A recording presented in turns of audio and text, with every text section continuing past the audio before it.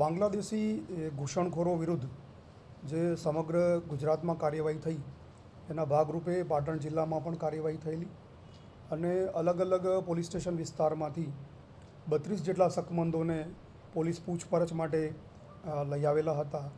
એ પૈકી 2 મહિલાઓ બાંગ્લાદેશી નાગરિક તરીકે પ્રસ્થાપિત થઈ છે. એમની વિગતો આ પ્રકારે છે. એક મહિલા જેનું નામ સુલતાના છે, એનું ઉર્ફે નામ ગુજરાતમાં સ્વીટી છે અને મૂળ નારાયણગંજ બાંગ્લાદેશની રહેવાસી છે. 2019માં બાંગ્લાદેશી પાસપોર્ટ પર એને ભારતમાં પ્રવેશ કર્યો.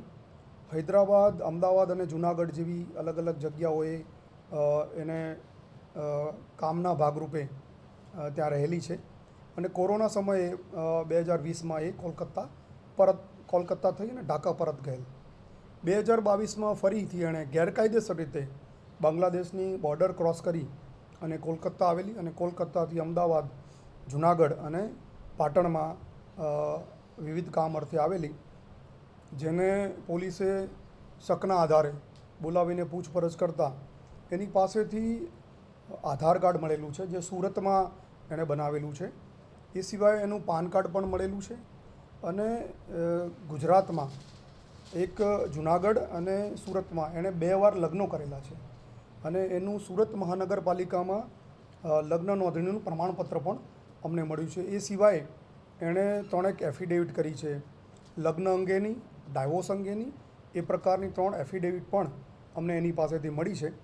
એના મૂળ આમ તો બાંગ્લાદેશમાં પણ લગ્ન થયેલા છે અને ત્યાં એના 4 સંતાનો પણ છે.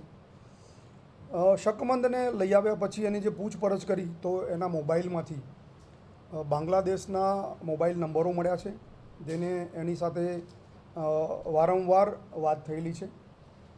એના મોબાઈલમાંથી અમને બાંગ્લાદેશી પાસપોર્ટ મળ્યો છે એનો પોતાનો, જે જુલાઈ 2023માં એક્સપાયર થયેલો. એનું નેશનલ આઈડી કાર્ડ બાંગ્લાદેશનું મળ્યું છે. એ સિવાય એના મધરના અને ફાધરના પણ બાંગ્લાદેશી આઈ કાર્ડ એમાંથી અમને મળ્યા છે. મોબાઈલમાંથી અમે એમનો કોલ લોગ પણ મેળવ્યો છે, જેમાં બાંગ્લાદેશના એના પોતાના પરિચિતો સાથે અવારનવાર વાતચીત થયેલી છે. ફોનપે મારફતે એ પોતે પોતાના જે પૈસા છે, જે રકમ કમાય છે, એ કોલકાતામાં એને ટ્રાન્સફર કરી છે અને કોલકાતાથી એના પરિવાર સુધી આ પૈસા પહોંચતા હતા. તપાસમાં એ પણ અમને વિગત મળી છે કે મોહમ્મદ અલી કરીને એક બિહારનો વ્યક્તિ છે, જેના સપોર્ટથી એ અહીંયા ગુજરાતમાં એણે પ્રવેશ કર્યો છે અને મોહમ્મદ અલીએ અન્ય લોકોને પણ આ કામ અર્થે બાંગ્લાદેશથી બોલાયા છે એવી વિગતો પણ એના પૂછપરછમાં પ્રસ્થાપિત થઈ છે. એ સિવાયની અન્ય મહિલા જેનું નામ બ્યુટી બેગમ છે અને ગુજરાતમાં એનું નામ રિયા શાહ તરીકે એણે મેળવેલું હતું. એને પણ પોતાનું આધાર કાર્ડ દાણી લીમડા અમદાવાદ ખાતે રહીને ત્યાંના સરનામા ઉપર બનાવેલું છે. 2004માં એણે ગેરકાયદેસર રીતે પ્રવેશ કર્યો હતો. 2010માં એ બાંગ્લાદેશ પરત ગયેલી. 2013માં ફરી અમદાવાદ આવેલી. 2022માં ફરી એણે બાંગ્લાદેશ પરત ગયેલી અને ફરી 2022માં એણે ભારતમાં ગેરકાયદેસર રીતે પ્રવેશ કરેલો. એની આવવા પાછળનું કારણ હતું અહીંયા રોજગારી માટે અને બીજા કામો માટે. એક અન્ય છોકરી હતી એની સાથે, જોશના કરીને, એની સાથે આ લોકો ગેરકાયદેસર રીતે પ્રવેશ કરેલા. મૂળ ખુલના કરીને તાલુકો જિલ્લો છે, ત્યાંની એ વતની છે. એની પાસેથી અમને એનું એક આધાર કાર્ડ મળ્યું છે અને એની પૂછપરછ કરતાં મોબાઈલમાંથી એના જે કોલ લોગ છે એમાં બાંગ્લાદેશના એમના પરિચિતો સાથે અવારનવાર એણે વાતચીત કરેલાનું મળી આવ્યું છે. એ સિવાય એનું બાંગ્લાદેશનું જન્મનું પ્રમાણપત્ર અમને મળ્યું છે. એના માતાનું આઈડી કાર્ડ પણ અમને બાંગ્લાદેશનું મળ્યું છે અને એ પોતે પોતાના જે પૈસા કમાતી હતી એ કોલકાતામાં એક ઇમરાન નામના વ્યક્તિને એ ટ્રાન્સફર કરતી હતી ને ત્યાંથી એના પરિચિતો સુધી બાંગ્લાદેશ એના પૈસા પહોંચતા હતા.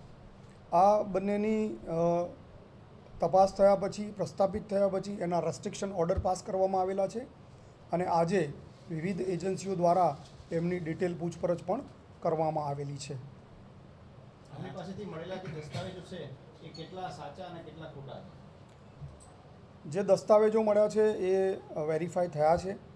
એ જે બાંગ્લાદેશના જે પુરાવા મળ્યા છે એ બધા સાચા પુરાવા છે અને ગુજરાતમાં જે એણે બનાવ્યા છે એ બોગસ ડોક્યુમેન્ટના આધારે એને બનાવ્યા હોય એવું પ્રસ્થાપિત થયેલ છે. જે એ અંગેની વિગતવારની તપાસ હાલ ચાલુમાં છે.